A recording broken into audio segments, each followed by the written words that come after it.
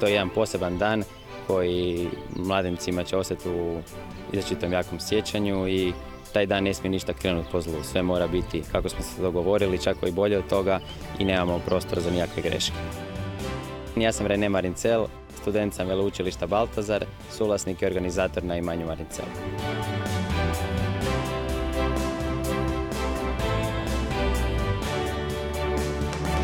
Ja sam to preuzeo od oca 2013. Tako da 5 godina ja to sad osobno sam vodim, a još od 2005. se otac počeo baviti ovakvim organizacijom različitih evenata.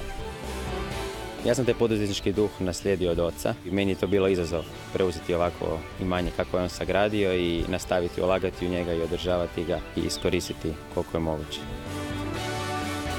Kako je moj otac dosta stariji, ja sam uveo skroz nešto novo. Što se tiče marketinga, što se tiče PR-a, novog pogleda na organizaciju cijelu, nove trendove. Ima svake situacije i dosta puta smo morali krojiti haljinu koja je puknula. Kroz vjenčanje puno situacija desi na koje moramo brzo reagirati, neprimjetno i riješiti da se ništa nije dogodilo.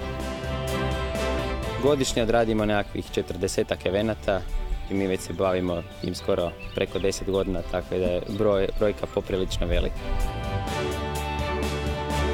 Puno ljudi mi je znalo reći da šta tebi ni ne treba fakultet, ti imaš ovo, ali ja sam zbog sebe htio završiti fakultet jer se nikad ne zna što se sutra može desiti, a svakako sam i naučio puno toga gdje sam savršio još vođenje ovog imanja.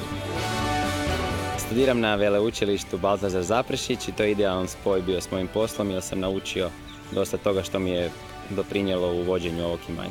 Odlučio sam se za studij poslovne ekonomije i financija, najviše po preporuci svojih dobrih prijatelja koji su mi rekli da su bili jako zadovoljni.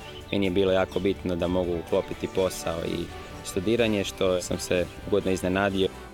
Da bi osoba bila uspješan poduzetnik, treba svakako biti kreativna, treba imati hrabrosti, puno volje i nekad možda mali faktor sreće. Svakako bi mladim ljudima preporučio da nešto probaju sami napraviti. Za to treba naravno malo hrabrosti, treba i doza sreće, ali uz upornost i želju se može stvarno postati dobar poduzetnik u Hrvatskoj i napraviti nešto svoje, biti svoj gazda i svoj život si složiti kako bi ti htio.